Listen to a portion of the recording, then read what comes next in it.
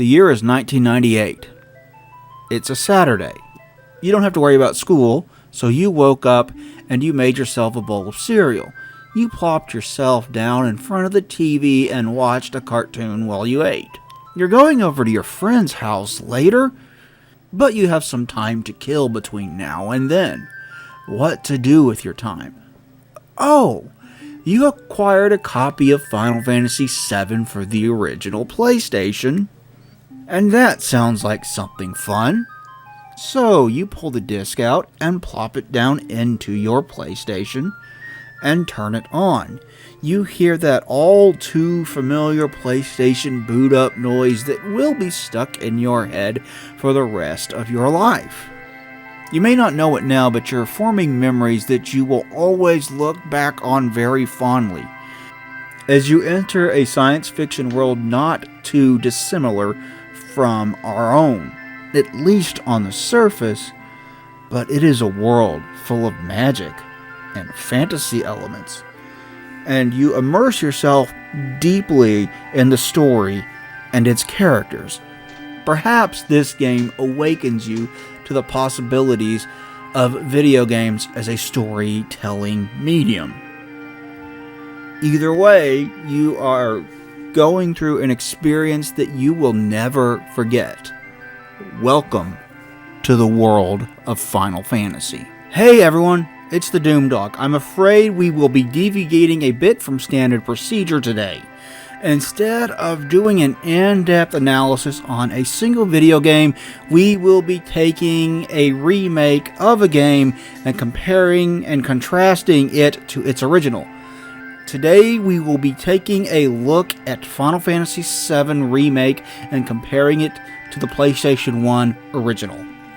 Before you watch this video, you should probably have played both the original game and the recent remake for the PlayStation 4, because this video will be riddled with spoilers throughout. This is your warning. I will be spoiling the entire thing.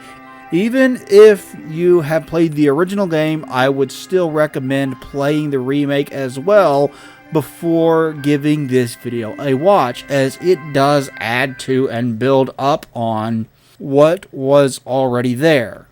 It has plot points that were not present in the original game. Before we begin, I thought it would be important to tell you where I am coming from with this. I remember when Final Fantasy VII came out. I remember seeing commercials for it. It was not advertised like a normal game. Instead, it shied away from showing gameplay. It was advertised like a movie. Obviously, this worked beautifully because it sold extremely well. A lot of people bought it back then, and I was one of them. I still have my discs. I was somewhat familiar with the Final Fantasy series before purchasing the game, though I was still pretty new to it. When I was in the 7th grade, a friend of mine suggested I try the SNES games. The first Final Fantasy I ever played was a fan-translated ROM of Final Fantasy V on the ZSNES emulator. I'm not a young dog. I did like Final Fantasy VII, but I did not fall in love with it the same way everyone else had. I certainly spent a lot of time playing it, but something about it always felt missing to me. I had to ponder what this was for years to try to figure out what it was that bothered me. Why didn't I fall in love with this game the same way everyone else did? I did eventually figure it out. Cloud is what was holding the game back for me. To me, he does not feel like a proper character. He feels more like a plot device. He essentially spends the entire game thinking that he is another character, and so we do not even get to know the real Cloud until the very end of the game. As a plot device, he is intriguing. As a main character, I find him lacking in personality, and I have more difficulty immersing myself in the story as a direct result.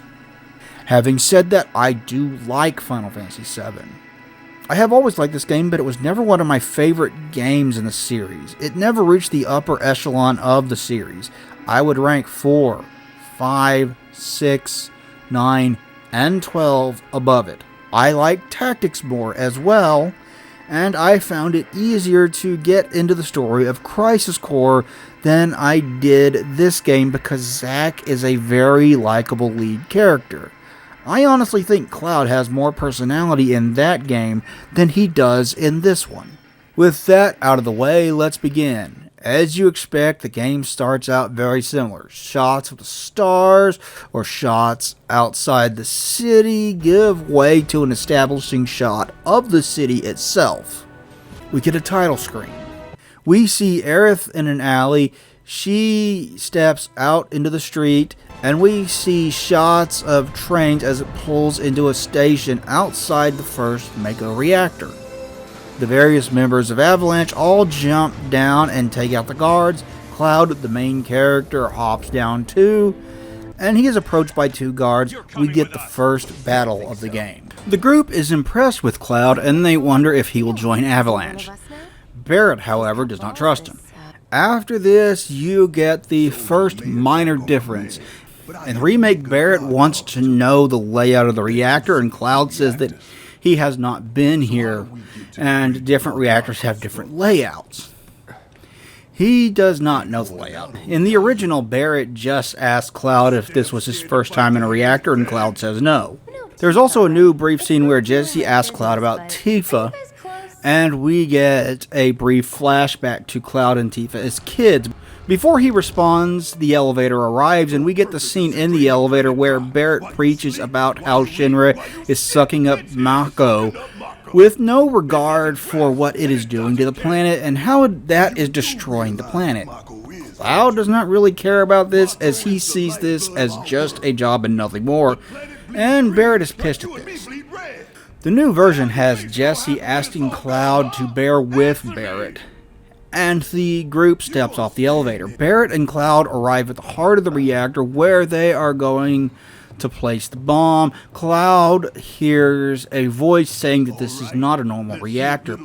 Barrett thinks Cloud is betraying him because of this. Cloud goes to plant the bomb. In the new version, you get to choose between 10 minutes and 20 minutes to escape. You get attacked by the Scorpion tank. Fight it and take it out. Here comes your first series of major changes. In the remake, the Scorpion tank goes nuts before it blows up, and it buries the bomb in rubble. The bomb sets off anyway and starts counting down, so make your escape. In both, Jessie gets stuck, and you have the option to save her life. Don't be an asshole. Go save Jessie. You have plenty of time to do so.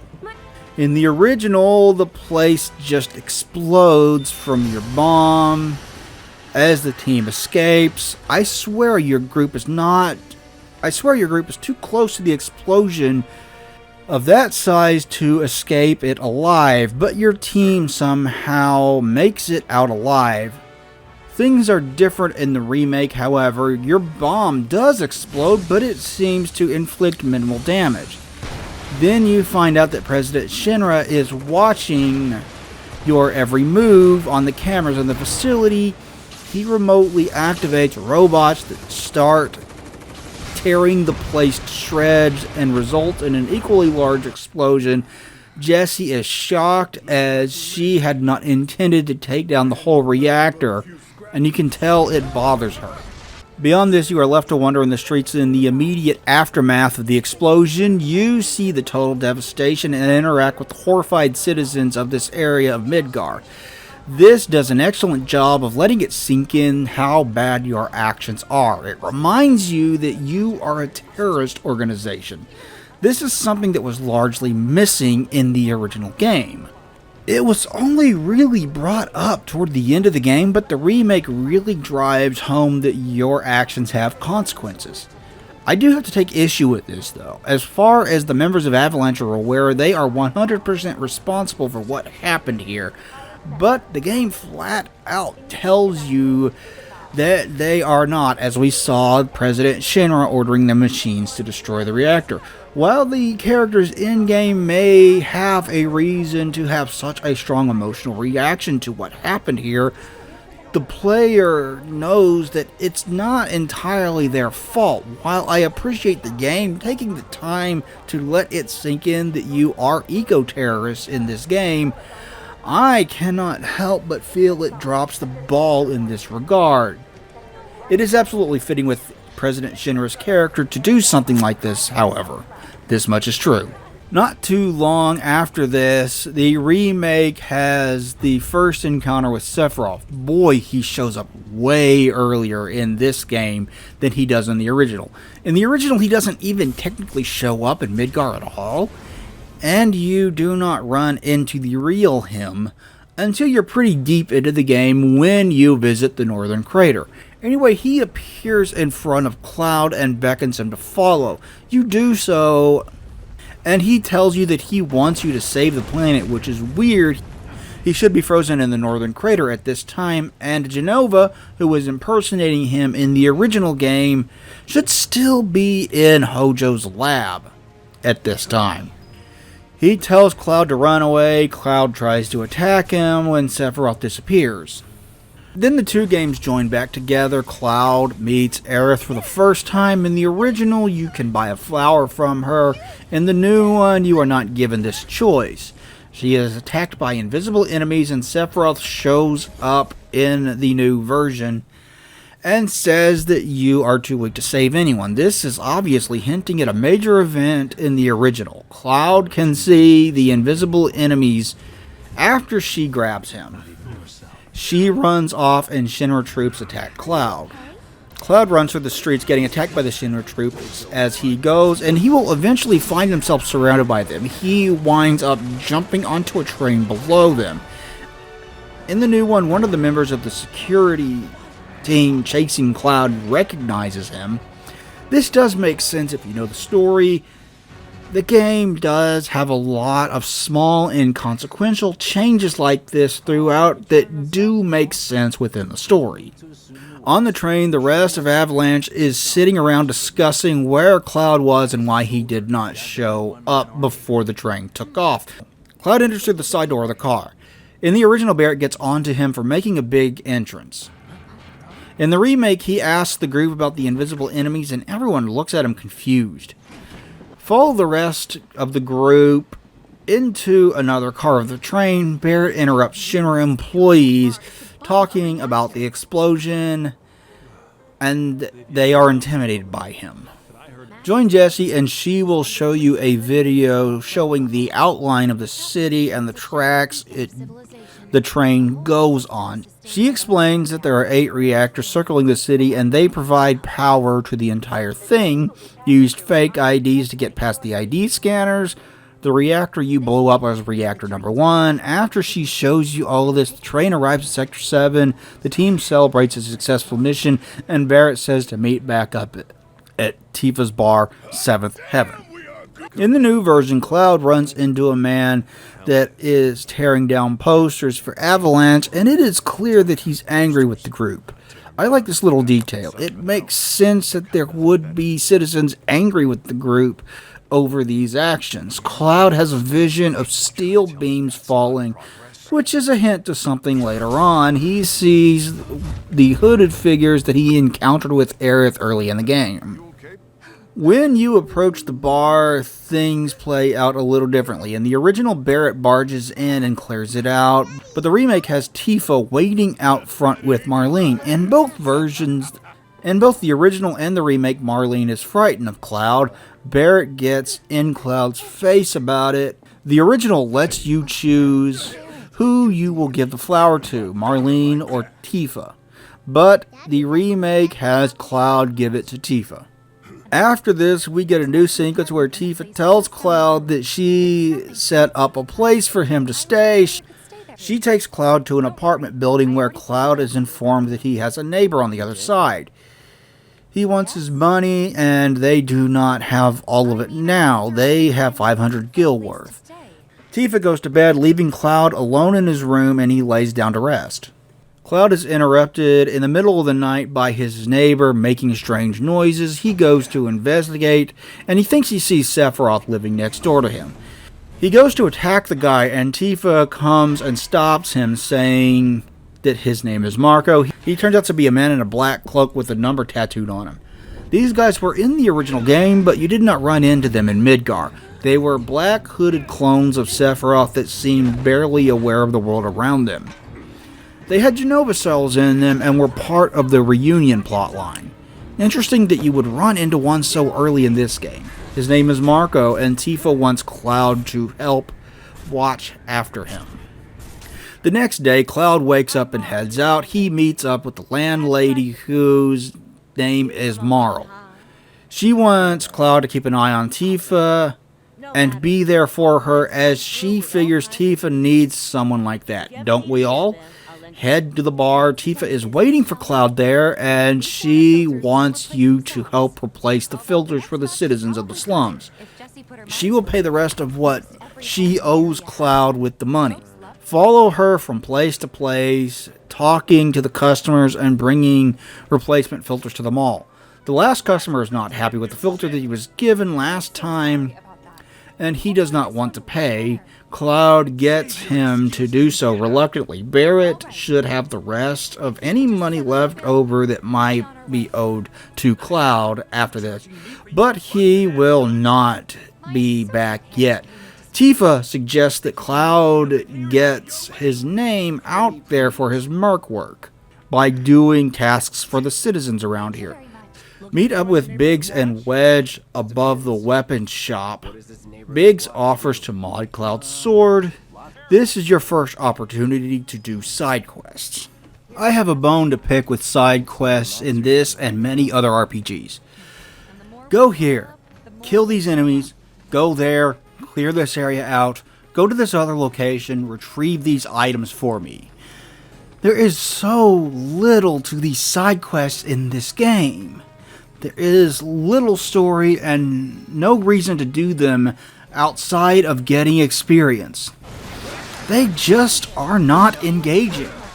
Side quests can be better than this. Look at Fallout 3 and Fallout New Vegas for examples of this. How to do side quests correctly. Stealing Independence from Fallout 3 or Come Fly With Me from Fallout New Vegas, for example, are storied side quests that draw you in with good writing and interesting characters. Why can't side quests be more like that so that they are more worth doing? Alright, I'll get off my soapbox. You run into a kid named Chadley that works for Shinra, and he wants you to use a special materia for scanning enemies to catalog the various enemies you fight over the course of the game. You also meet Johnny, who was a very minor character in the original game. You run into him outside of the Honeybee Inn. Anyway, he's being arrested by Shinra soldiers who accuse him of stealing blasting caps from a Shinra warehouse. And Johnny is a talker. Tifa wants to do something about this before he says too much, because he knows about Avalanche. Follow him and the soldiers to the place away from prying eyes, approach them, kick their ass, and tell Johnny to disappear before he gets himself into trouble. When you are done with side quests, head back to the apartment. Marl meets Cloud outside and asks Cloud and Tifa to change their own filters. Tifa runs off to do this, and Marl holds Cloud up for a bit. She wants him to keep an eye on her. Head up to the apartment and meet Tifa there. She wants to know what happened after Cloud left Nibelheim. Soldier did not turn out to be what Cloud thought it was, and he has a difficult time talking about it. Tifa says she wants to go out with Cloud tonight and asks Cloud to pick an outfit for her to wear. She says it is time to head back to the bar. Here the two games join up briefly again, with Barrett and the others planning the next mission. Things are different in the remake as Cloud is not part of Avalanche. The others plan the meeting without him, while Cloud was always part of the second bombing mission in the original. Before heading down to the private meeting, Tifa fixes Cloud a drink. The remake has Jessie wanting Cloud to be part of the group. After the meeting, Tifa seems bothered by something.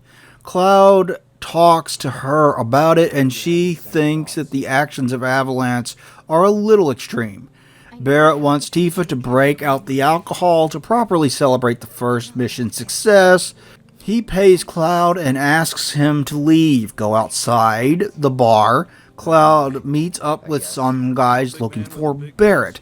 He will not give them the information for free. They take him to an out-of-the-way place and try to force the information out of him. It does not go well for them.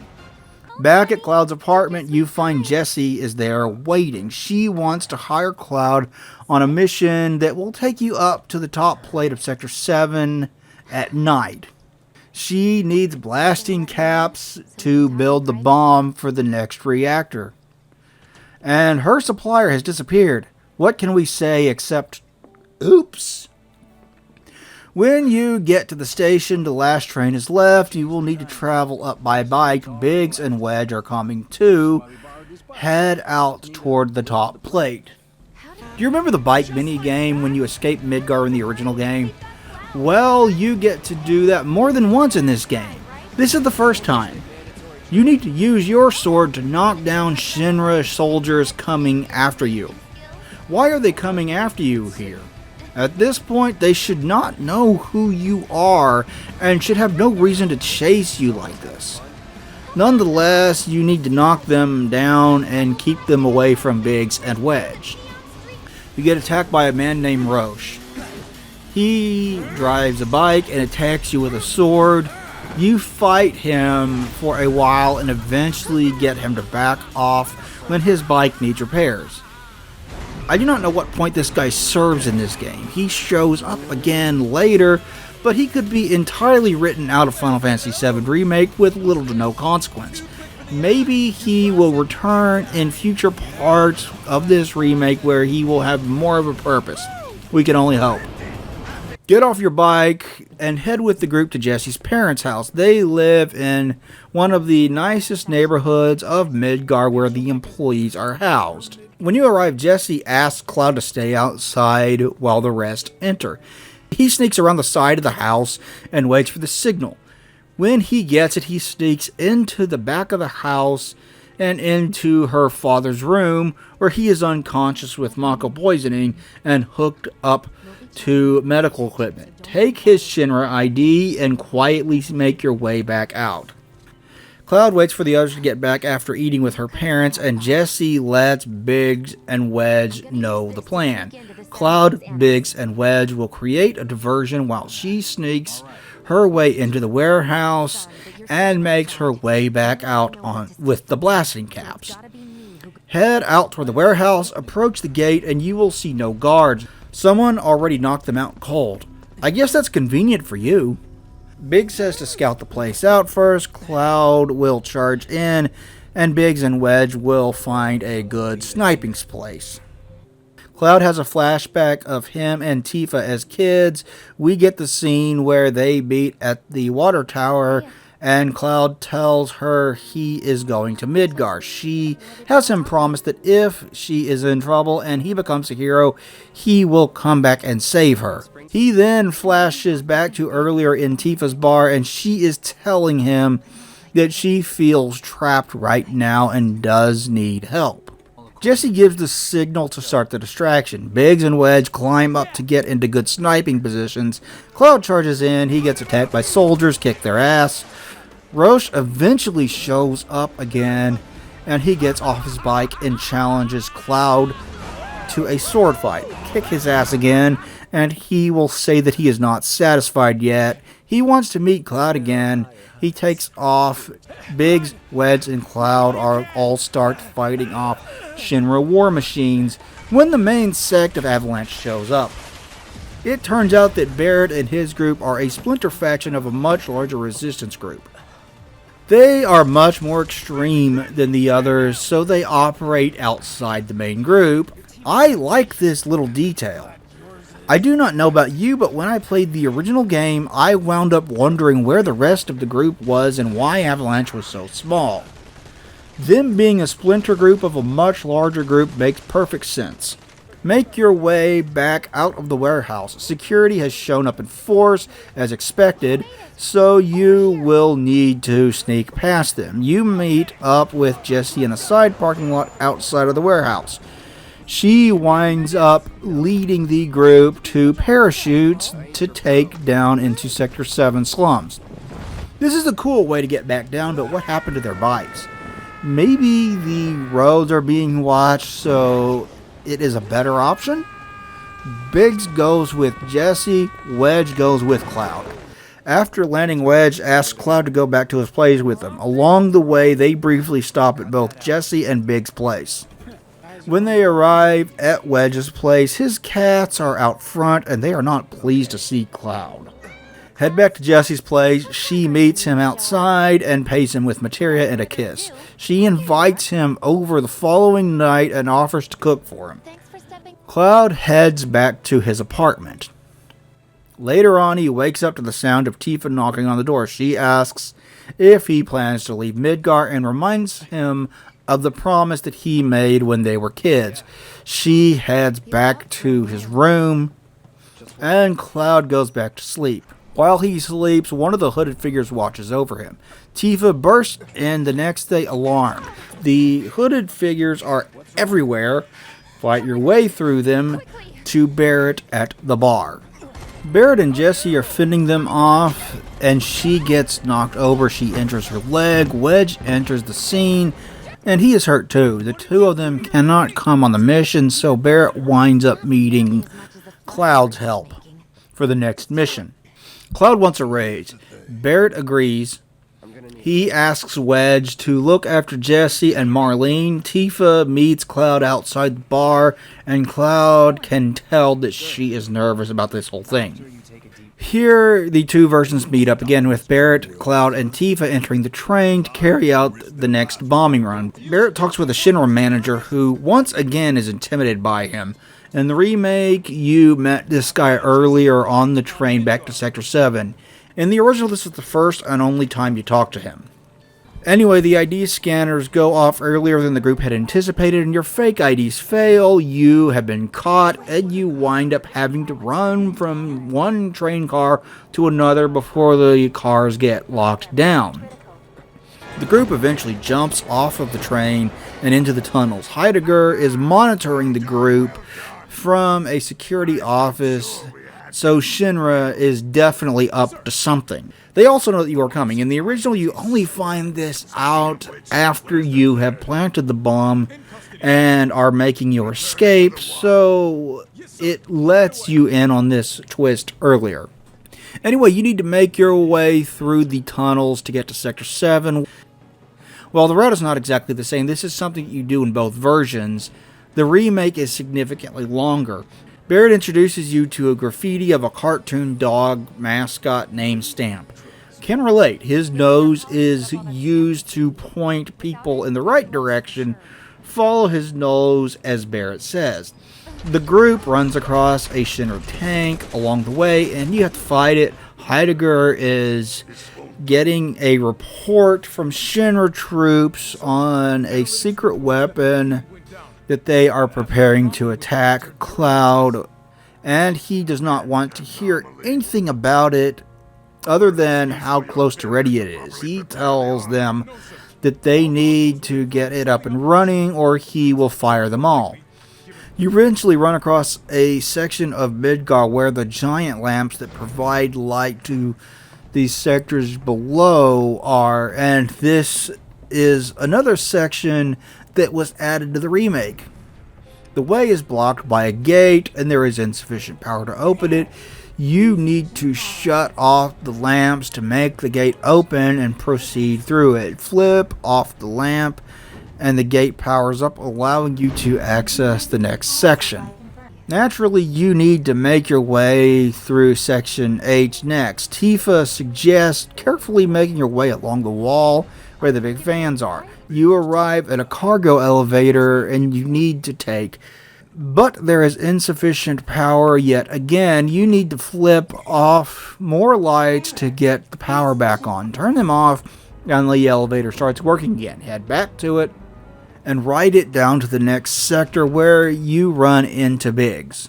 He secured your path ahead to the reactor. He gives you grappling hooks and heads out. You see a TV broadcast for the president's office. He is monitoring you. The two stories line back up with the second reactor bombing. Cloud has a flashback to Tifa when she was younger over a body screaming about how she hates Shinra and Sephiroth. Barrett hands Cloud the bomb. He plants it. Head back out to make your escape. In the remake, a hologram of Heidegger interrupts you and lets you know that you are being broadcast on the news. They are going to use a new weapon called the Airbuster to execute you. He orders the soldiers to capture you, take them out. You will come across a series of rooms where parts are being transported to the Airbuster, and you can use key cards that you find to divert them to a disposal and make the fight easier. Go through the rooms, taking out soldiers and picking what parts you want to divert to disposal to make things easier on you when you fight the thing. Barrett will deliver a speech on how Shinra is destroying the planet to a camera, thinking people at home are watching. You receive news that the final preparations are being made for the Airbuster.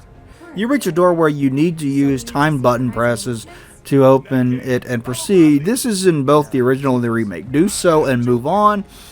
You can pick up items in the disposal if you wish as well. On the bridge, leaving the reactor, President Shinra shows up. In the original, he shows up in person. In the remake, he shows up via hologram. He recognizes Cloud as a member of Soldier. The original just has him leave a trap, where the remake tells you that this is going to stir up sentiment for patriotism with the war with Wutai, which is currently on hold. Heidegger sent robots to remove the remote switch from the bomb, so he has control of it now. They leave the Airbuster for you to fight, kick its ass. This section has President Shinra talking about the benefits of what he is doing. His company does make people's lives easier by providing power and modern conveniences, but I have a problem with the way he says this.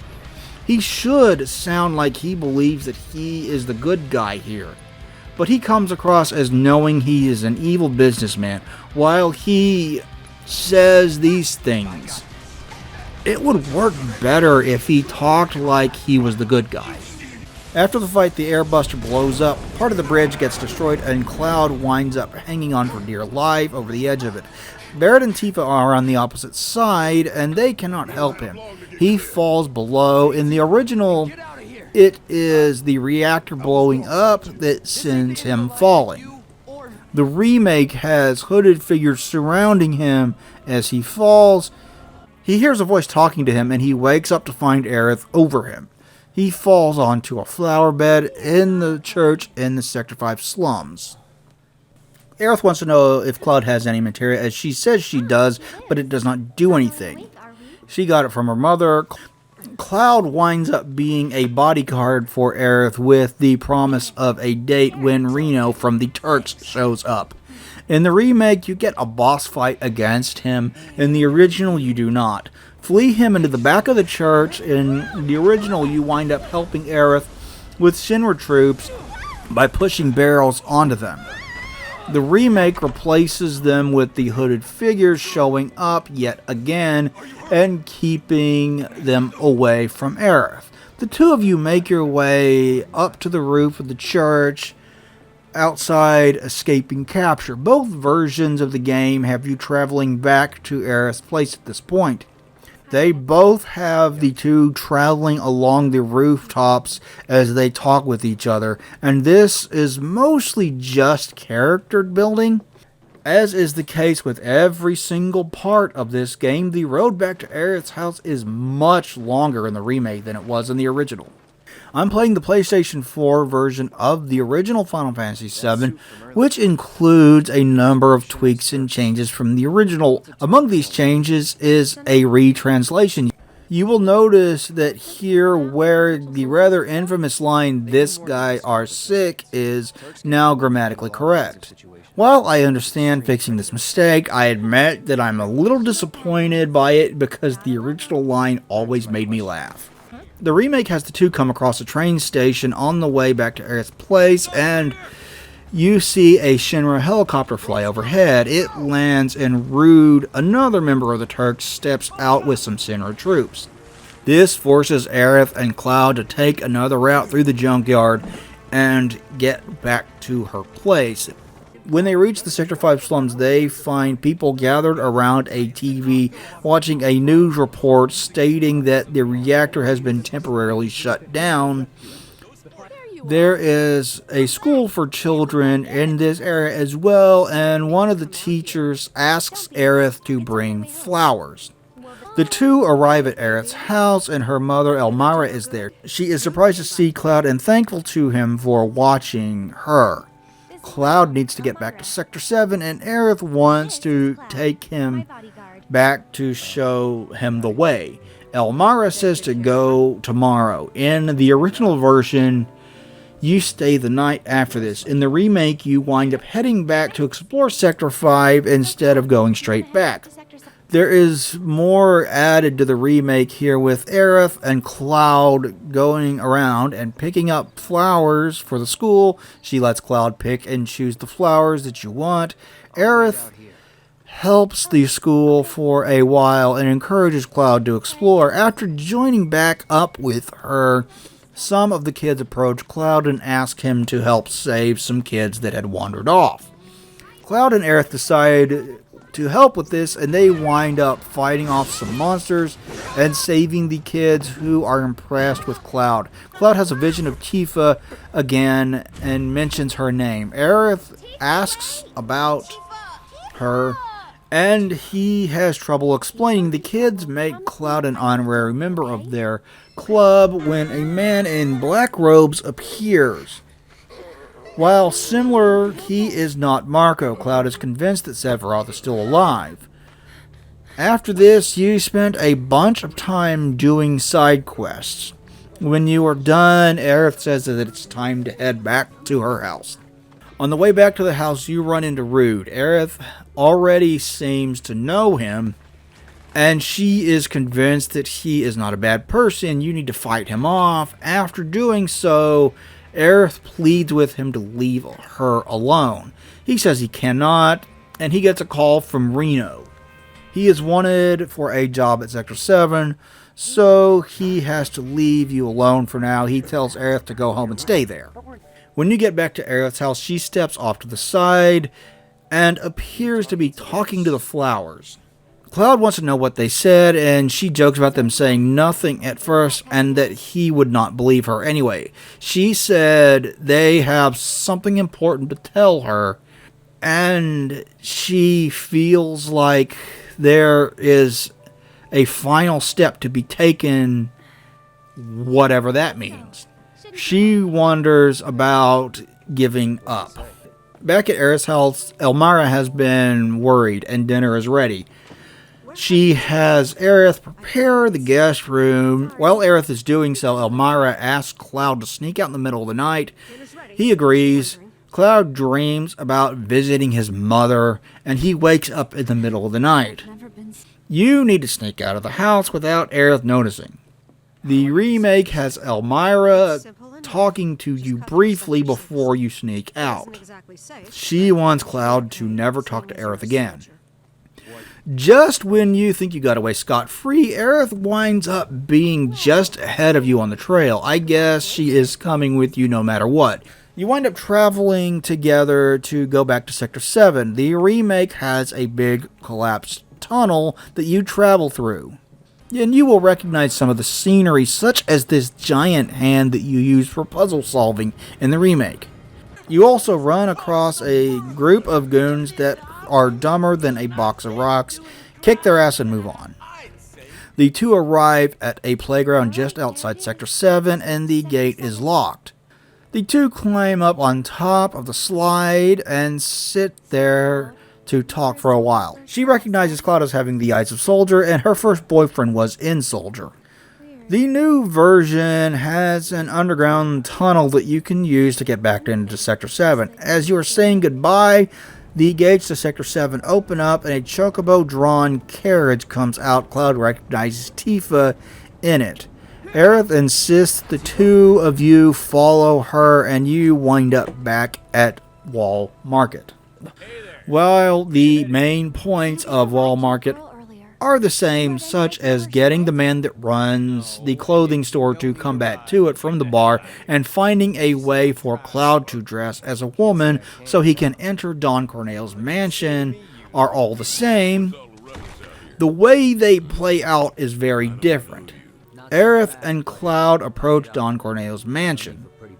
They find out that only women are allowed to enter. Aerith might be able to get in, but Cloud will not be able to. Let's talk about the two paths to get into the mansion separately. Let's start with the original. See Johnny outside of the Honeybee Inn? I told you he was a character in the original. He just plays a smaller role here. Anyway, go to the restaurant and have yourself a meal. You get a coupon for the pharmacy that you will need later on. Head to the dress shop. The man there says that his father makes the dresses. His father is at the bar, so head to the bar. Aerith convinces him to come back and make a dress for Cloud. Cloud tries it on. Aerith decides that he needs a wig. Head to the gym and complete a squat contest with one of the gym members. You get a wig either way, but you get a better one if you win the contest. Get your wig and head to the pharmacy to exchange the coupon for medicine. Take the meds to the bar and give it to the man in the bathroom. He thanks you and gives you sexy cologne. Head to the material shop. He wants you to go to the inn and get an item out of the vending machine, and he will give you a tiara for it. The tiara you get depends upon the item you buy out of the vending machine. Get the most expensive one to get the best tiara. There's a man wandering around near the Honeybee Inn.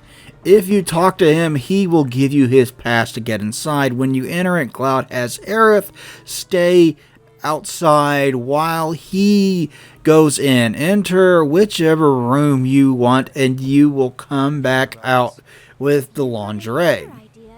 Head back to the dress shop and get dressed to go to Don Corneo's place. As for the remake, you need to gain favor of a trio in order to gain entrance to the mansion at all. The first of the three is Chocobo Sam. Talk to him. He will flip a coin. It does not matter what you choose here, you will not win this coin toss. It turns out to be a double-sided coin, and whether it is heads or tails depends upon your answer. It is the opposite. You need to try to convince one of the other two. Head to the Honeybee Inn and ask at the front desk for Andrea. You need an appointment to see him and you do not have one. Visit Madam M at her massage parlor. She does not want to hear about the invite and she gets pissed off at you for bringing it up. Cloud gets a massage from her. After this, you get a brief sequence where you control Aerith and Cloud is in a daze. Madam M will help you if you fight for her at the fighting arena. Head to the fighting arena and you will enter as a tag team. Johnny is here as well and he got beat up in the ring. He says you should make a run for it, ignore him, and go kick some ass. The second round winds up being the thugs you fought in the collapsed tunnel earlier. Chocobo Sam, Andrea, and Madam M are all watching the fight. They seem interested. Sam enters his robots into it, so you wind up taking them down in the third round. Corneo demands a fourth round, and Madam M is pissed about that. Win the final round, and Madam M wants you to meet her back at her parlor. Go to her place, and she will say she heard about all the good work you did for the citizens of Sector 5. I guess all that side questing did pay off. She sends Cloud off for a while. She gets Aerith ready. Go see Chocobo Sam, and he will give you some side quests to do. Go ahead and get those done. After doing so, Sam will ask a favor of you. He wants you to return to the fighting ring for a special match. Go back and win that match, and he congratulates you. Head back to Madam M. As you are about to enter the parlor, Johnny catches up to you. He is upset about Tifa doing this audition for Don Corneo, and you follow him back. Cloud winds up sending Johnny back to Madam M to tell Aerith to wait there for him. He cannot get into Cornell's place because he is male. Head back to Madam M. Aerith will approach you on your way back with her new dress. Johnny says he did give her the message, but she chose to ignore it. Cloud is not about to let Aerith go in alone. Andrea Rodea wants to meet Cloud, so head to the Honeybee Inn. The plan is to dress Cloud up in a dress so he can sneak his way into Don Corneo's mansion. Approach the girls inside and talk to them. You can do a practice round if you want, but you do not necessarily have to. What follows is a rhythm game with a song and dance number where Cloud dances with Andrea and the girls. Over the course of it, they will wind up dressing Cloud up and putting on makeup to the cheers of the crowd. Aerith is in the crowd watching it all. You can tell that Cloud is not happy about any of this. On your way back out to the Corneo mansion, you can speak to Chadley if you want some unique dialogue. After this point, the two narratives stick close together for a while. You talk to the men outside Corneo's place. They let you in. You get sent upstairs. In the remake, you go into a room. The door is closed behind you, and you get gassed. You wake up in the basement. In the original, you just go straight down to the basement. The two run into Tifa there, and she is surprised to see Cloud in a dress. Some men were snooping around Sector 7. When pressed for information, Corneo's name came up. Tifa came here to talk to him personally. You get called into his office. Corneo inspects the three. In the original game, you can control who he picks. If you get all the best items, he picks Cloud. If you do not, he won't. In the remake, he automatically picks Cloud. He takes Cloud into his room and leaves the other two to his men. Aerith and Tifa kick their asses and make their way back to Corneo's room. Cloud takes off his dress and dresses in his normal clothes. The group threatens him to get him to talk, and he tells you that he was hired by Heidegger to find out where Avalanche is hiding. They know that it is in Sector 7, and they are planning on destroying it by dropping a plate onto it. He pulls a lever, and the two fall through a trap door into the sewers. The president has assigned the Turks to the task, to the objection of Reeve and the mayor. Given Reeve's later arc in the original game, I like that he has a stronger objection in the remake than he ever did in the original. After waking up Tifa and Aerith in the sewer, you are left to fight Corneo's pet, Abzu. The plan was to have Abzu kill you. Kick its ass and make your way through the sewers. You wind up escaping into the train graveyard. The train graveyard, in my opinion, is one of the more memorable areas of both the original game and the remake. There is not much story that actually happens here, but it has its own unique, creepy atmosphere and aesthetic that really makes it stand out. The whole area is full of old trains and train cars that have been discarded, and the whole thing is haunted. It's really cool. I like it a lot. Throughout it, you will hear the sounds of children laughing. Ghostly messages will appear on the walls. The girls are frightened, and Cloud says that ghosts are not his thing. Aerith sees a ghost child and tries to talk to it. It attacks the group, and a train car suspended in the air dislodges and almost kills the group, forcing them to jump out of the way. You eventually come to a control room.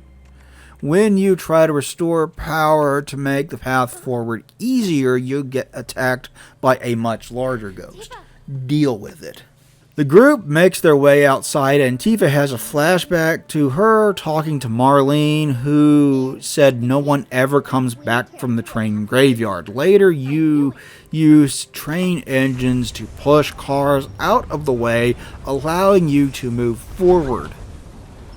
The remake has the train radio intercept a transmission from the Turks that confirms that they are going to drop the plate on Sector 7. Aerith has a flashback to her as a child playing hide and seek, getting lost with the others, either did not look for her or did not find her. She is left alone and scared. You get attacked by more ghosts, so deal with them. You wind up in a fight with a ghostly horseman as a boss. Deal with it, and the group makes their way back to the gate in Sector 7. When you get back to Sector 7, the fight for the pillar has already begun. Wedge falls down. He dies in the original game, but is still alive when you leave him here in the remake. Cloud has Tifa and Aerith stay and watch Wedge, and he heads up the pillar. He meets Biggs partway up and talks briefly before Biggs seems to pass away. Head further up the pillar.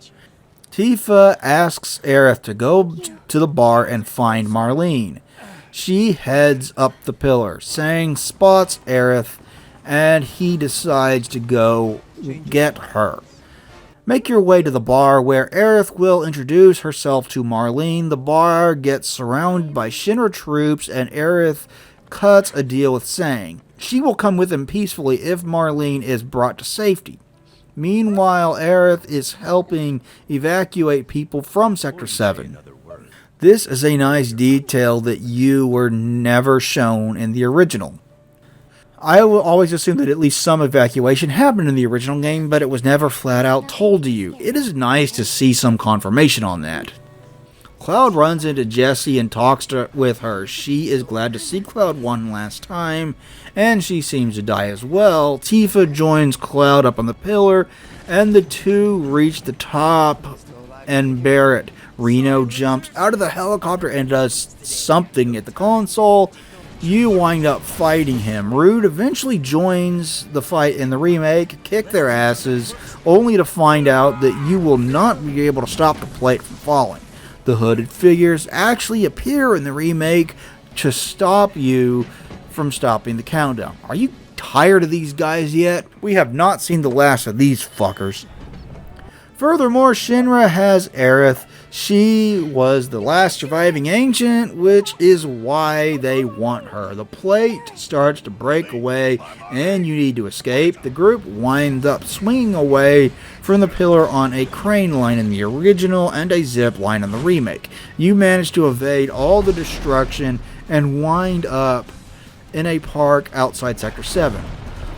The destruction was spectacular back in 1997, and the remake makes it so again. It is quite the spectacle.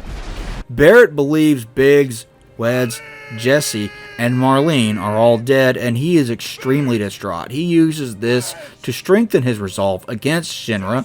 Cloud thinks Marlene may be alive, and he thinks she is at Aerith's place. Cloud has another vision of Sephiroth. Sephiroth believes himself to be an ancient. The guy used to be an employee of Shinra. It makes you wonder why Shinra would think Aerith is the last ancient left alive. Anyway, go to Aerith's place, where Barrett gets in Elmira's face and yells at her, frightening her. Cloud gets him to back off. Marlene is here and she is asleep. Barrett goes upstairs to see her. Elmira confirms that Aerith is indeed the last ancient, and she says that she is not her biological mother. 15 years ago, Elmira got a letter that said that her husband was going to come home from the war. She went to the train station day after day, but he never came. One day, she ran into Aerith and her mother.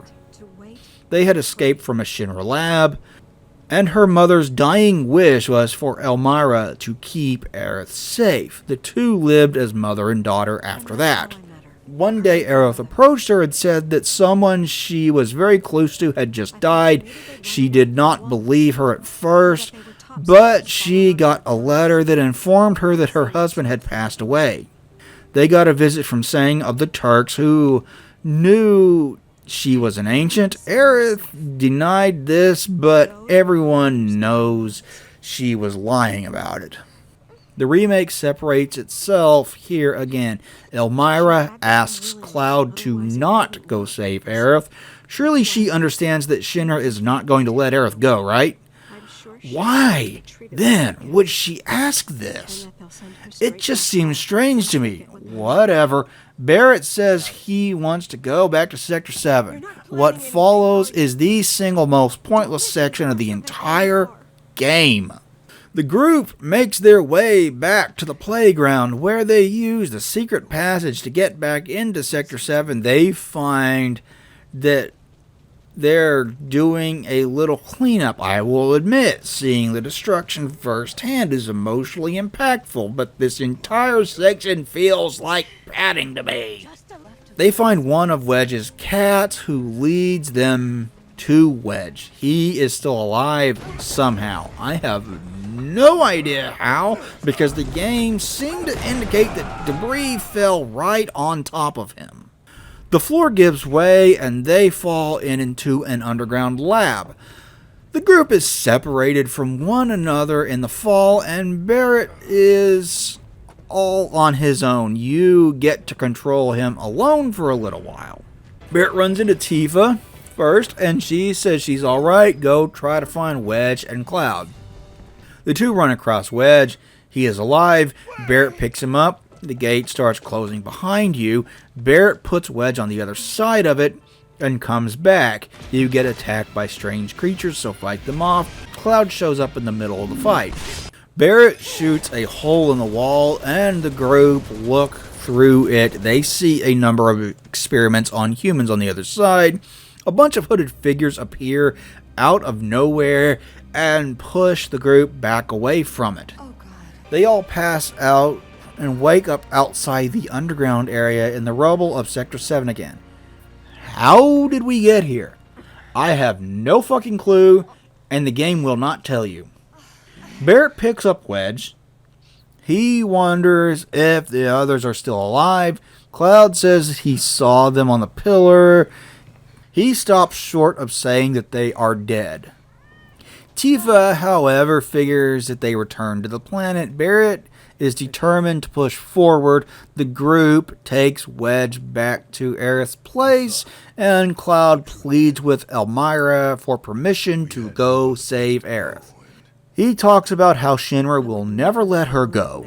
She thinks on it, and will get some rest. The entire sequence feels almost entirely pointless to me. There is very little story in this section, and the only thing you find out is that Wedge is not dead. He does show up again later on, so you could have just had him explain how he survived or something. The underground labs did not exist in the original Final Fantasy VII, and they were retconned into it in the series with Dirge of Cerberus. I honestly think that this entire segment of the game exists to remind you that they exist at all. Write them into the original storyline sort of thing. This feels like padding. Cloud wakes up in the middle of the night to find Tifa in the garden. She could not sleep. She is having an understandably tough time with this. The next day, Cloud tells Elmira that Aerith is calling out to her, and she asks him to bring her back to her. Barrett asks her to watch Marlene and explains that he cannot stop fighting. He feels like he has to do this no matter how much he does not want to leave Marlene alone. The group enter Don Corneo's office where they find one of his men, Leslie. He can help the group get to the top side, but he wants your help with something first. Follow him down to the sewers. Tifa wants to know why he helped her and Aerith earlier at Corneo's place. And it is because Andrea asked him to. He hints at something bad happening in his past that he did not want to happen again. You eventually reach a door that you need to go through. A creature bowls Leslie over, and Leslie claims that he took the key. Chase it down. After defeating it, you find out that he stole a pendant from Leslie. He had a fiancée that Corneo picked one night, and she disappeared after that. He wants closure on that. Barrett seems to trust him more after this. Enter Corneo's hideout behind Leslie, and Leslie calls out to him.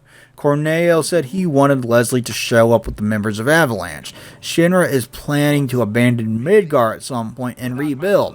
Corneo was going to be part of this, and he was going to give Leslie his own place. As Corneo is about to shoot Leslie, the group runs in to save him. Corneo escapes and leaves you to fight Abzu again. Win the fight and move on. Corneo gets away.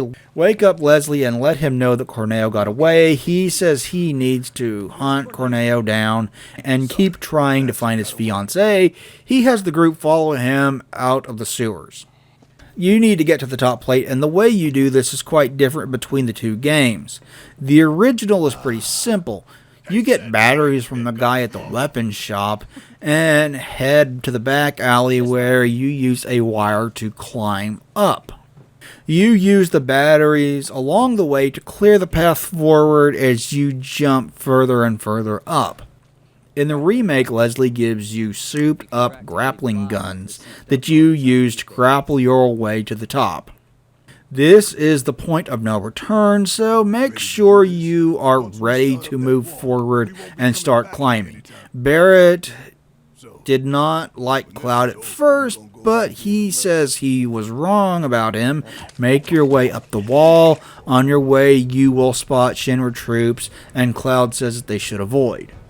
The ground breaks below the group, and they fall right in front of some Shinra troops. Deal with them. You get attacked by one of Shinra's weapons, and you have to avoid it until you can find a suitable place to fight it. You eventually do find one. Take it out. When you do, it explodes, and the ground beneath your feet crumbles. The team uses their grappling hooks to save themselves. Barrett's breaks, and Tifa uses hers to pull him up to safety. You wind up on the top plate right in front of the Shinra building. In the original, you are given two choices here. You can barge in the front door, all guns blazing, or you can take the stairs to the side. We will get back to this choice soon enough. Barrett still wants to barge in. In the remake, Cloud tells him no when the group jumps onto a moving truck moving into the garage. You get spotted and have to fight your way through the garage. Enter the building.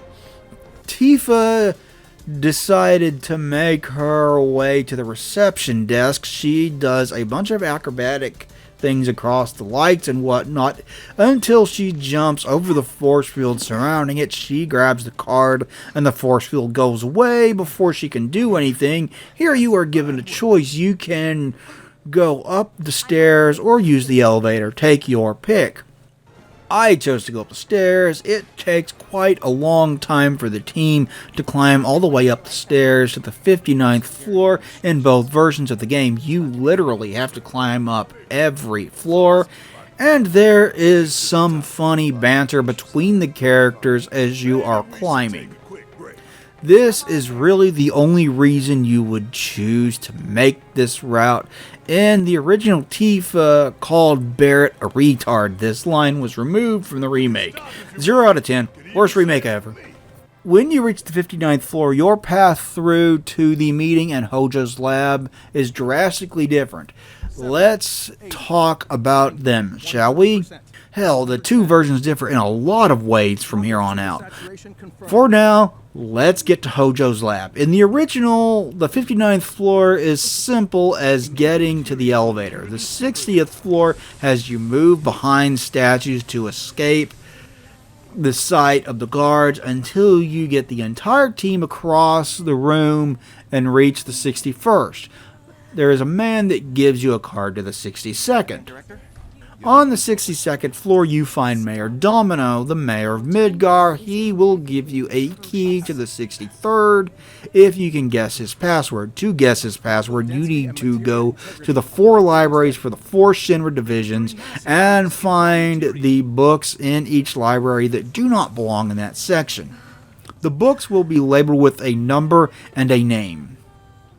Count out to the digit of that name, and it will have the letter that you want. Find the 4 letters, combine them all, and tell the password to the mayor. He gives you the card and you can move on. The 63rd floor is another puzzle. You can select a few doors and there is a key card and a few hidden items behind these doors. You can get all of the items if you want, but you have to know how to solve this puzzle, so you might want to take your time to figure this one out. Take the key card and move up to level 64. Level 64 is the rest and relaxation area for employees. There is nothing to do here except find some items, so move up to the next level. Level 65 is another puzzle room. There is a model of Midgar in the central room and a series of chests surrounding it.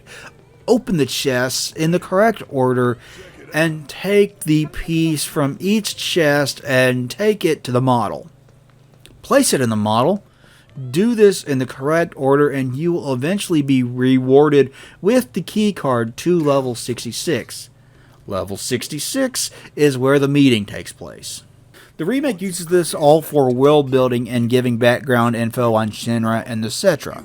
You see Shinra scientists in a lab experimenting with Mako. It goes critical and explodes. Scarlet watches over and leaves the poor people to deal with it.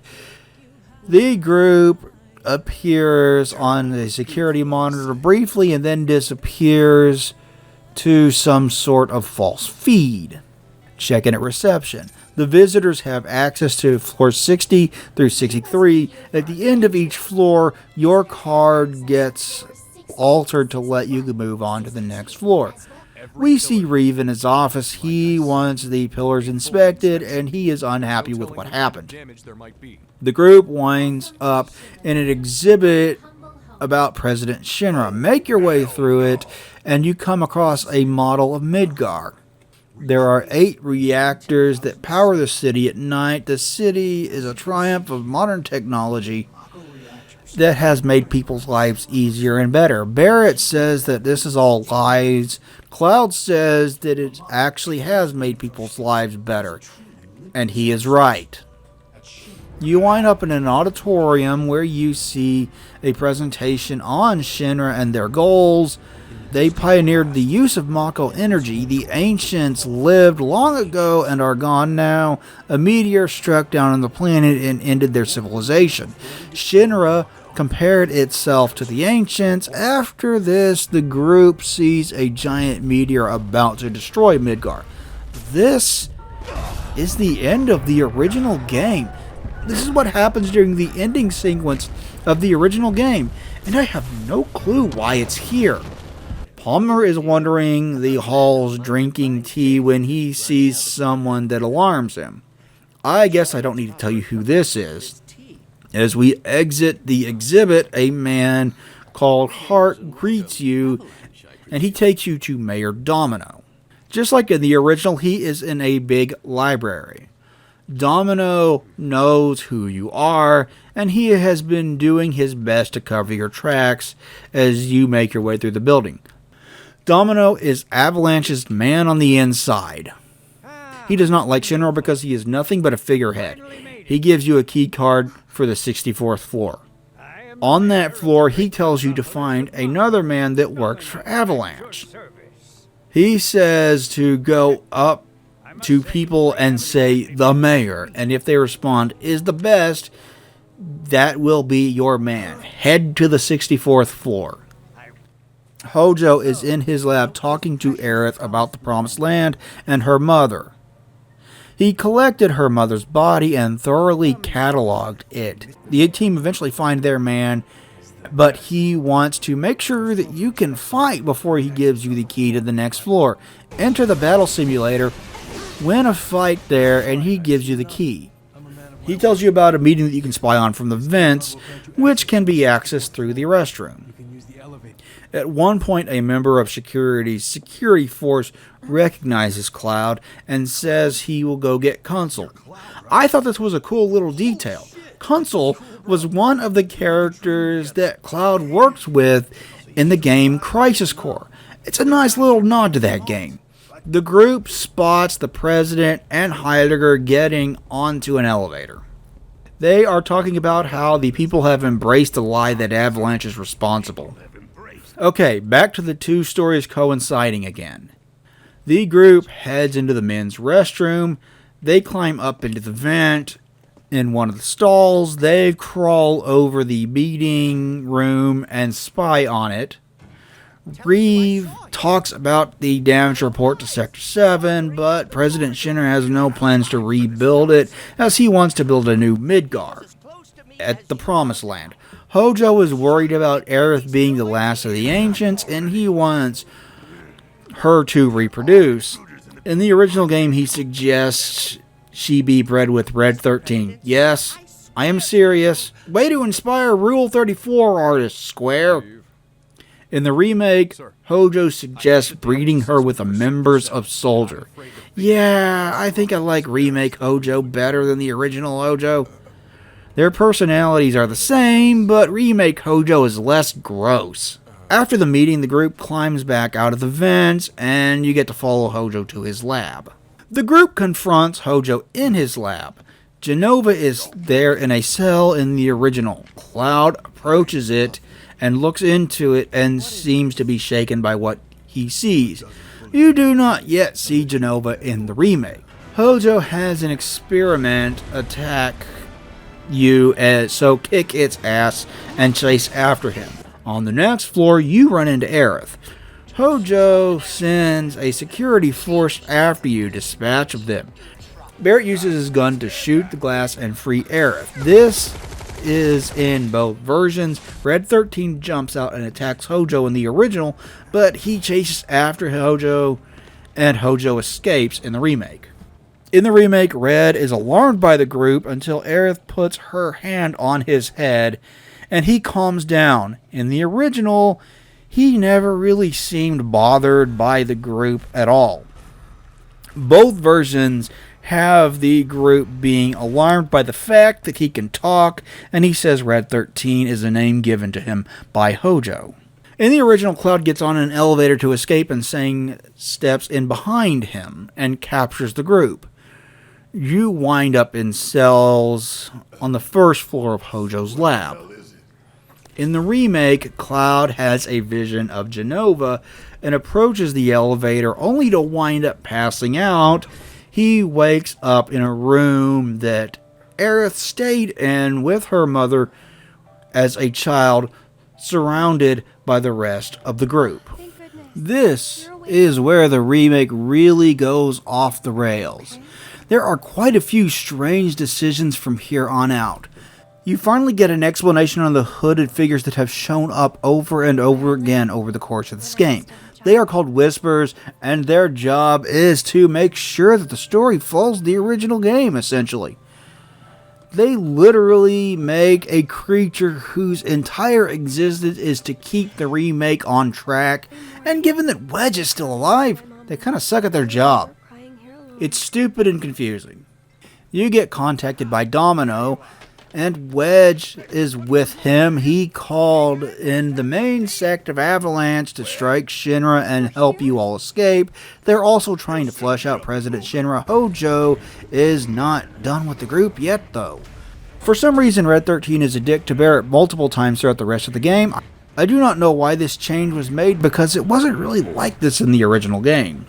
What follows is the group splitting into two smaller groups and fighting different experiments that Hojo sends after you while you work your way back to meet up and make it through his lab. Cloud has a vision of Nibelheim's. Sephiroth is talking to Genova, and he appears before the group. Cloud charges at him, and he cuts the bridge in half, causing Cloud to fall down. Red 13 joins you. It is worth noting that he fights by your side, but you cannot control him in battle. This kind of sucks. This facility is where you run into Genova. She is at the center of it all, with her chamber being hooked up to a bunch of pods and whatnot below.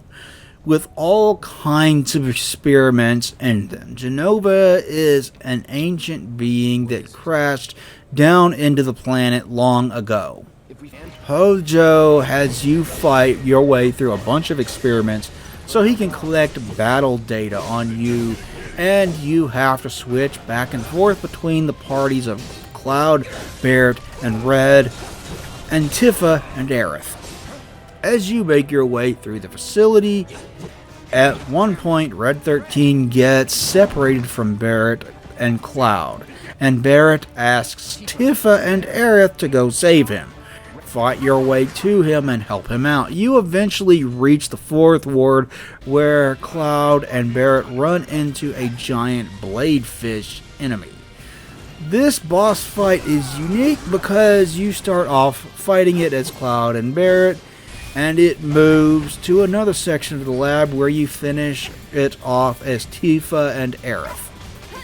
Hojo watches the whole thing on the monitor, and he is ecstatic at the whole thing. Tifa and Aerith can finally take the elevator, and they wind up meeting back up with Barret and Cloud. This is where the story more or less meet up again. Genova escapes containment in both versions of the game, and a trail of liquid leads you up to President Shinra's office.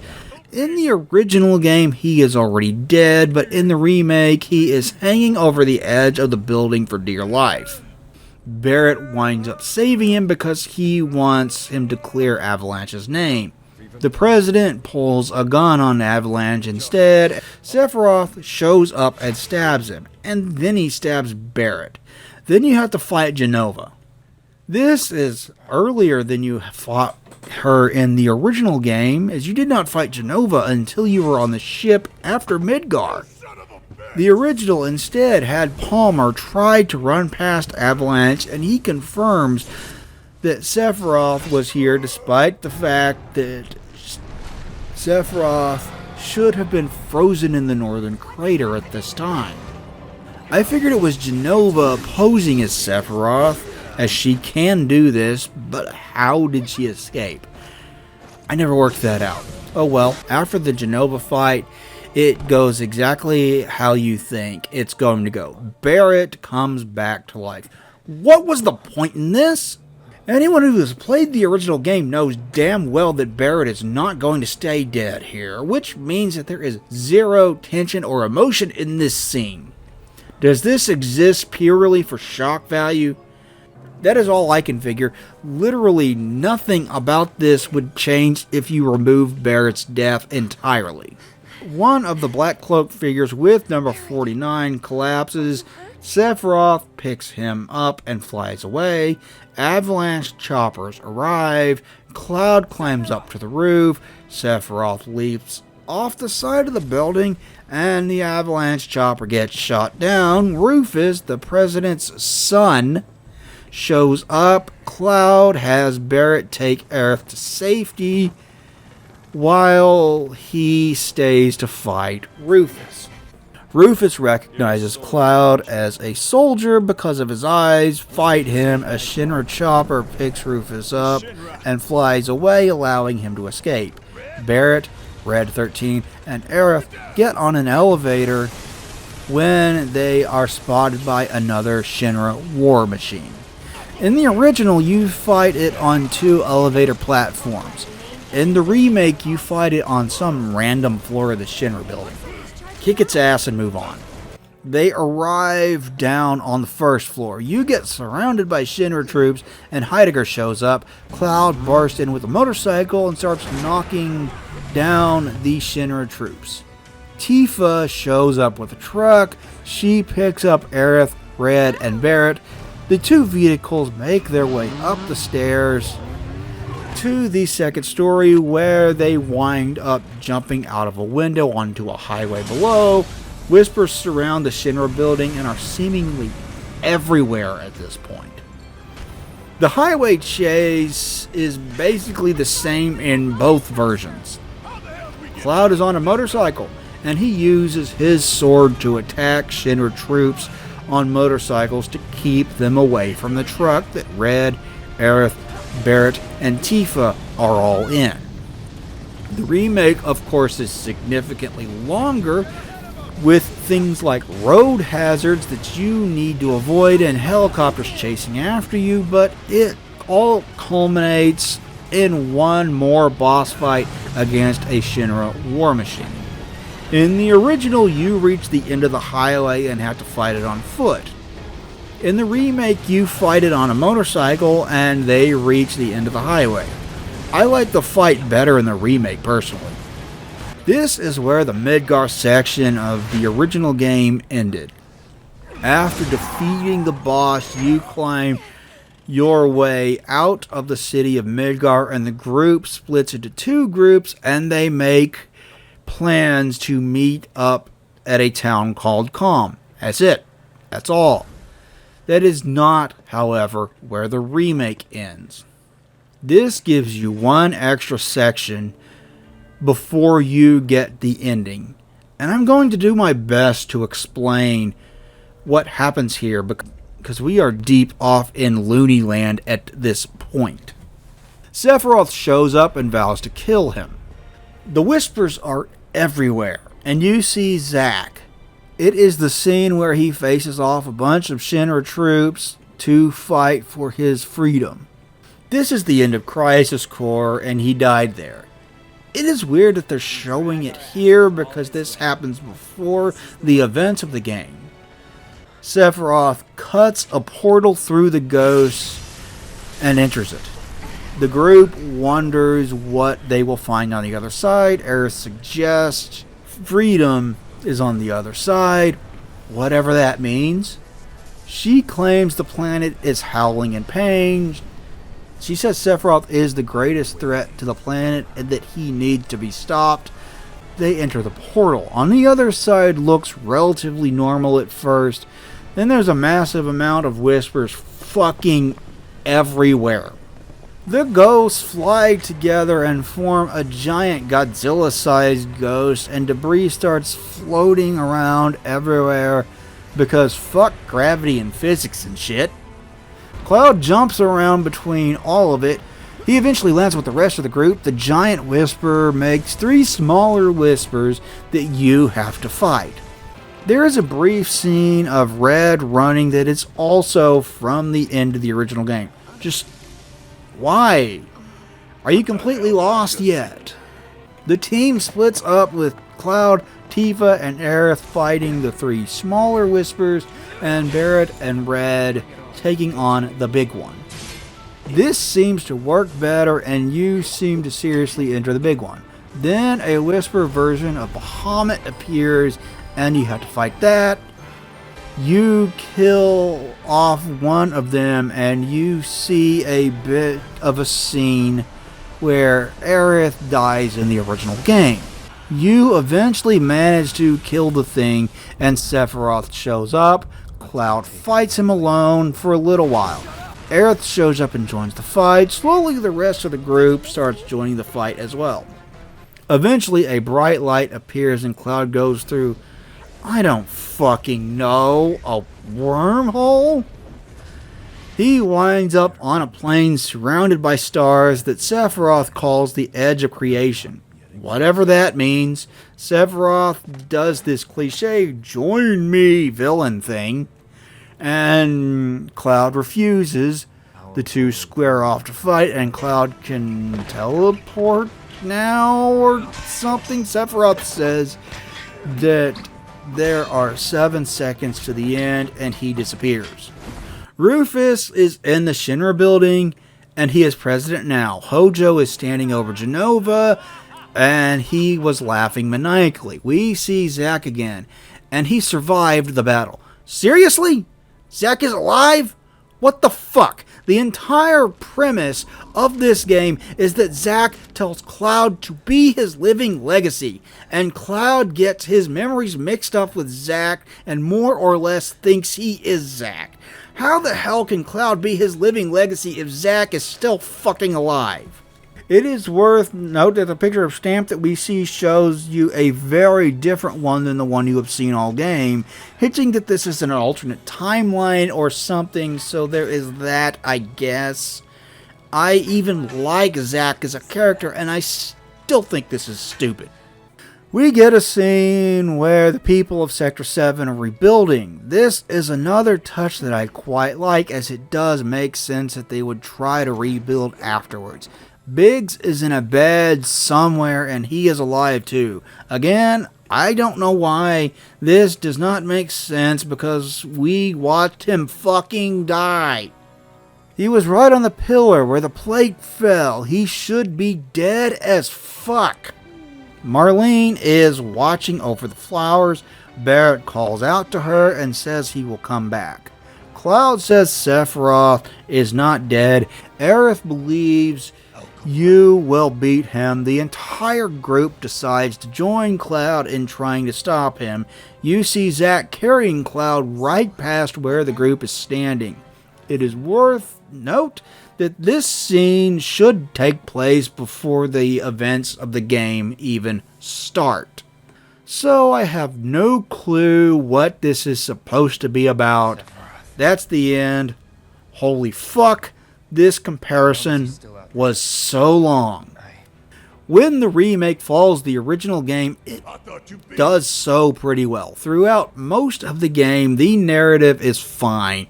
If it does not really go too far off the rails until you get to the final 2 chapters of the game.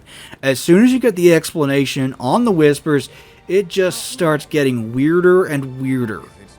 I struggle to explain anything that happens from the portal onward because so little of it actually makes sense. I have heard a lot of narratives about this and I'm not sure that I agree with any of them. I have heard that there is nothing good about the remake, and I definitely do not agree with that. There is a lot of good story packed into this remake. I have heard that everything here that was in the original is still good, and all the new stuff is bad. I do not agree with that either. Things like the trip up to the top plate with Biggs, Wedge, and Jesse, and turning Leslie into a more fleshed out character are all very good. Having said that, the trek through the sewers just sucks. It goes on and on and on, and there is very little story down there. Gross feels like a wasted opportunity. They didn't even bother to have him back for the highway chase at the end. I was sure he was going to show up for that, and he didn't. He's not a well fleshed out character, and you could remove him from the game entirely with little to no consequence. This game does an excellent job of fleshing out the characters of Biggs, Wedge, and Jesse. In the original game, they were just placeholders to fill out the ranks of Avalanche. This turns them into actual characters. I thought the game was doing this to make the plate falling more impactful, but Biggs and Wedge both survived that. That is weird, but the extra character development is appreciated anyway. Before the confusing as fuck endgame, the biggest problem I had was the pacing. The pacing fucking sucks. Taking Midgar and turning it into a 40-hour plus experience was a gigantic mistake because every single section of the game feels long and drawn out. I would not be surprised if how much you like this game hinges on your ability to put up with the awful pacing. Given what a confusing mess the last bit of this game is, I would want to know where they are going from here. What plans do they have? I cannot figure out what they are doing for the life of me. This is a remake for sure because every single important plot point and even tons of minor ones are all represented here, but it really goes off the rails. I have heard quite a few people insist that this is a sequel somehow, but that is a hard pill to swallow. The timeline would effectively need to reset itself to exactly how it was when the original game started, so things could play out in a slightly different way for that to be the case. It feels more like a reimagining kind of remake to me. So that is how it compares to the original, but how is it as an actual game? Let's find out. First up, this game is gorgeous. Look at these character models.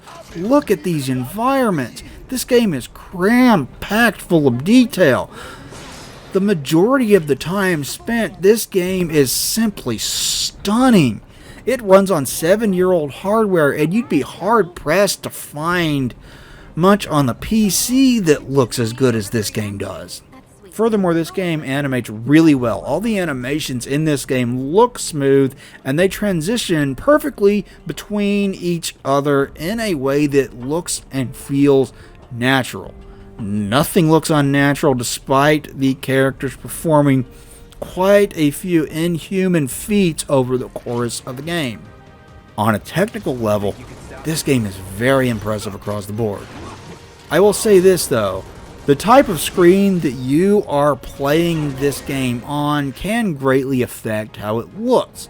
If you are playing on an older HD TV with less vibrant colors, for example, it will look more dull and flat than if you are playing it on a more modern TV.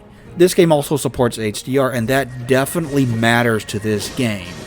The colors really pop on screen with the HDR support. Not everything is up to par though. Take a look at the door to Cloud's apartment. What the hell is this? It looks like a placeholder that is there while you are waiting for the texture to pop in, but it never does. It just looks like this for some reason. This and the mirror are the two most egregious examples of this, but it is littered with low resolution textures spread throughout it. If you somehow miss this door and the mirror, you will almost certainly notice it at one of the numerous other points in the game. The textures are usually background textures and are less blatant than the door, but there are a fair amount of them, and it is strange that a game shipped like this in this day and age, with part of it looking like this. That's like, what happened here? How the hell did this happen? Perhaps you are thinking that this is a sign that the game was rushed to market, but there is nothing else about this game that would indicate that this is the case. It runs smooth as silk, it targets 30 FPS, and it hits it constantly.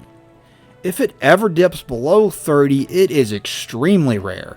Even when the action gets hectic, it never seems to dip. This indicates that this game was well optimized for the PlayStation 4.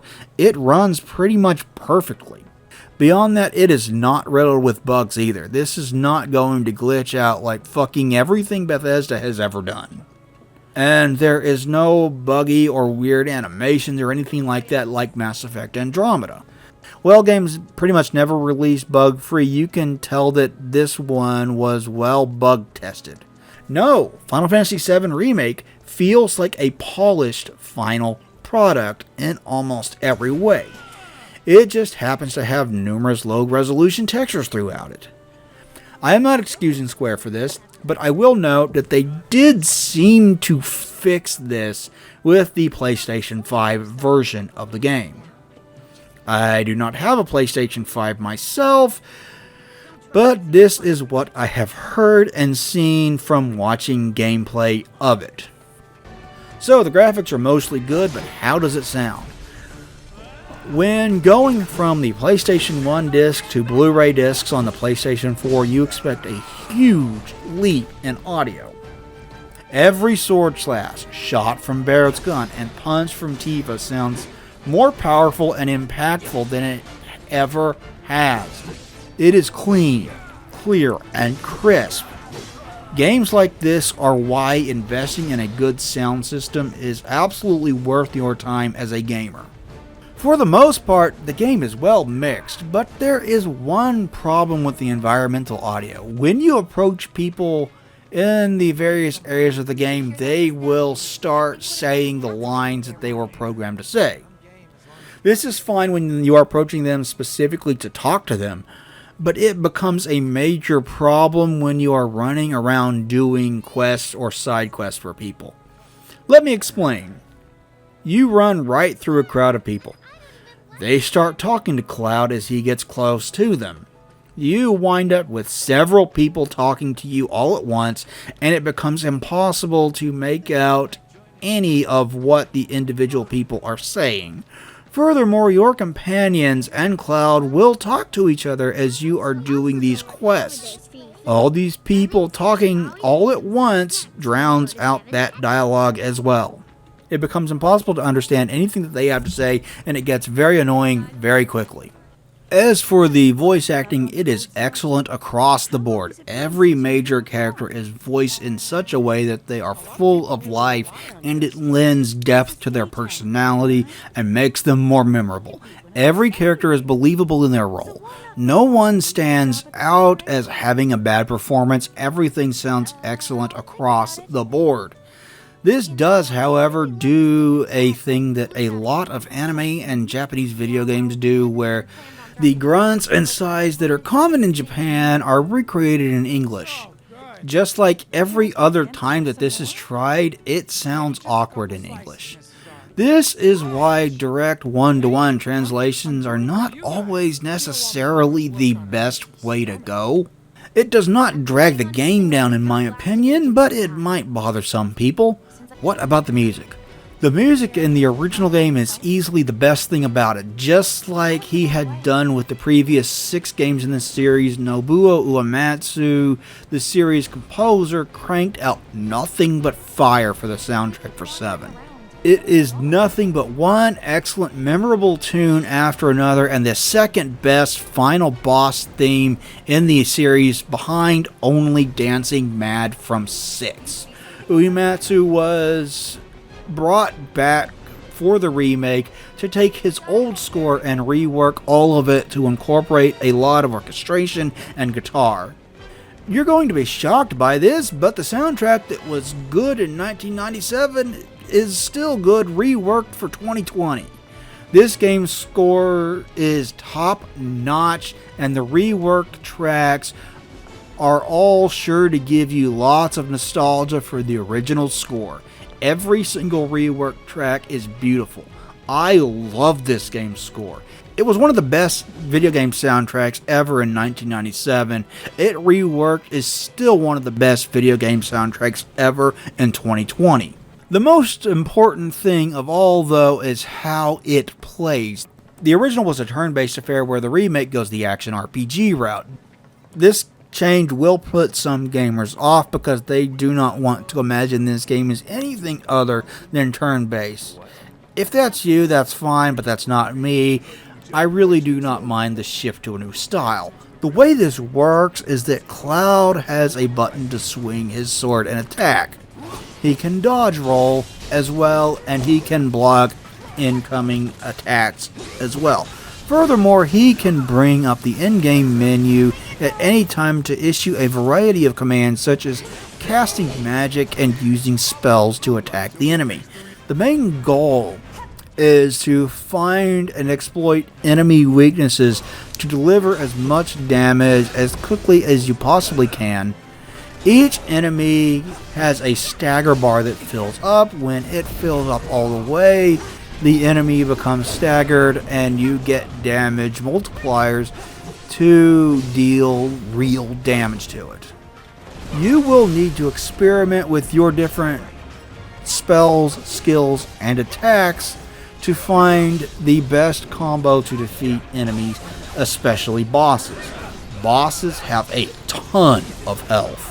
You still have limit breaks that work pretty much exactly the same as they did in the original game.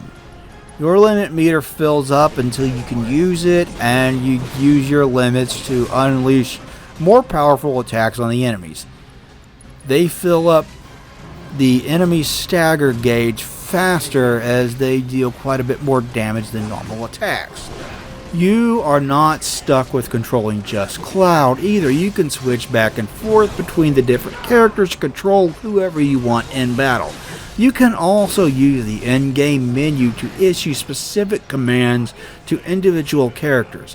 Different characters have their own unique ways of attacking, with Cloud and Tifa being short-range fighters and Barret and Aerith being long-range attackers. They all have useful abilities that you will need to utilize effectively to take out enemies and stay alive. Summons also make a return in this game. Just like in the original game, they are accessed through materia, which I will talk about shortly. Summons are helpful creatures that can be called into battle to fight enemies by your side. They have a limited time that they can be on the field, and they close out that time with one final attack before disappearing again. You can issue specific commands to them to use specific attacks as well. While you are free to attack as you will, spellcasting, special attacks, and summoning all have a bar that needs to be filled up before you can cast them. It is segmented, and there will be some more powerful moves that require it to fill up to more than one segment of the bar. That means a longer time between casting more powerful attacks and magic. There is a surprising amount of strategy to properly using this game's battle system. It starts simple, but you will need to learn how to properly use it if you want to beat this game on normal difficulty or above. You cannot just spam the attack button to win. You need to think about what you're doing, and it adds depth to the combat.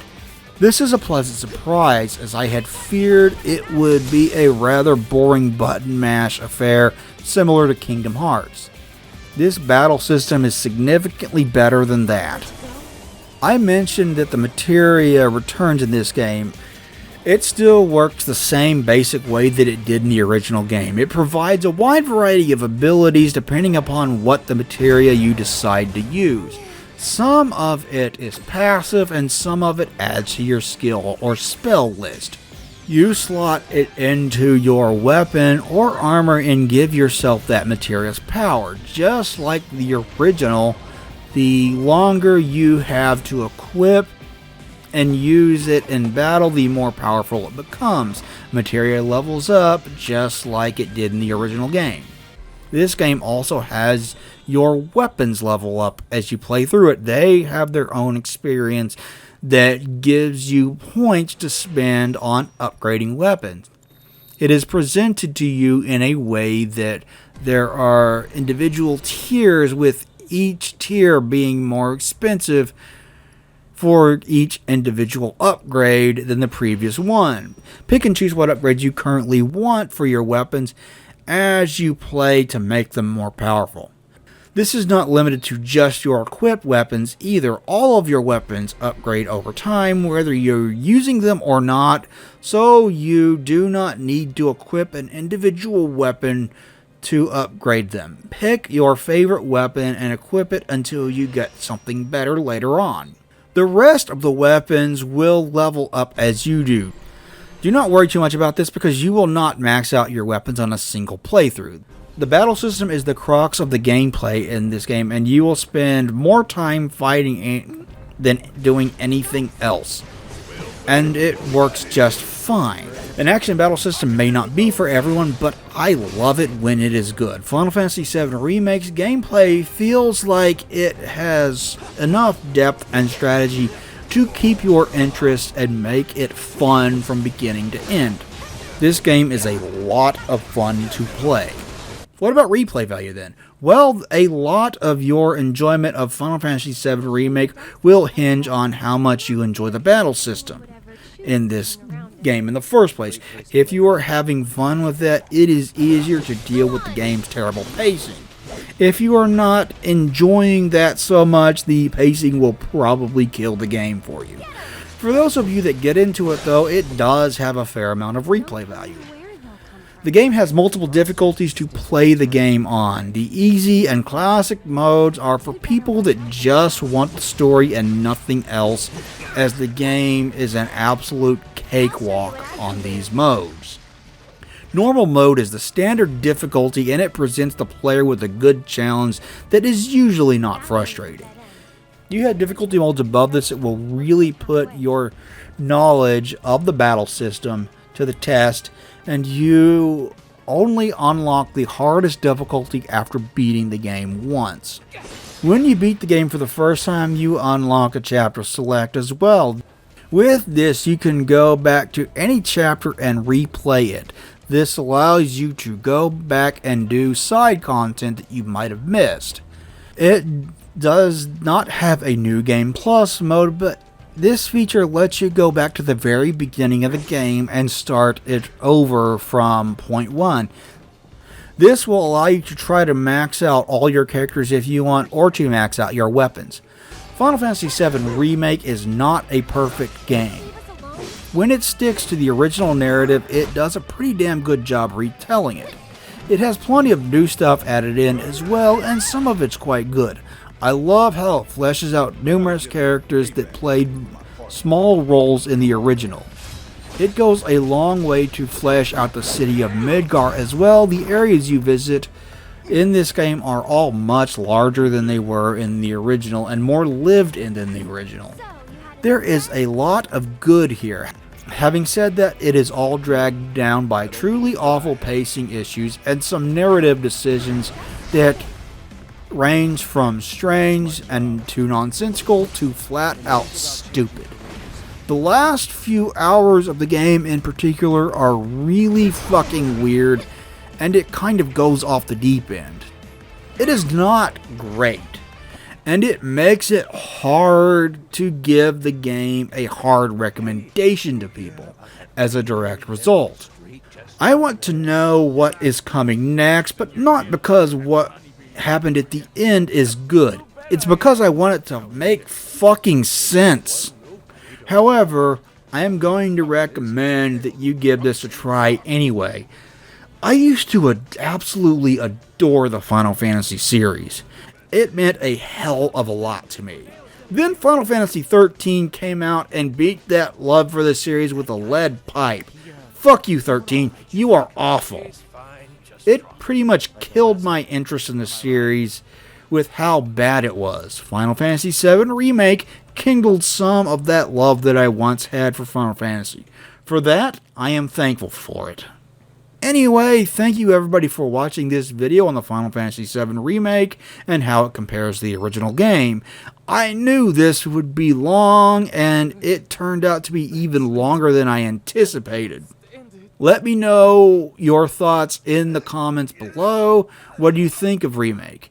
If you can give this video a like and a share, it would help me out a lot. Make sure you subscribe to get future uploads from this channel. Thank you everybody for watching. Doomdog out.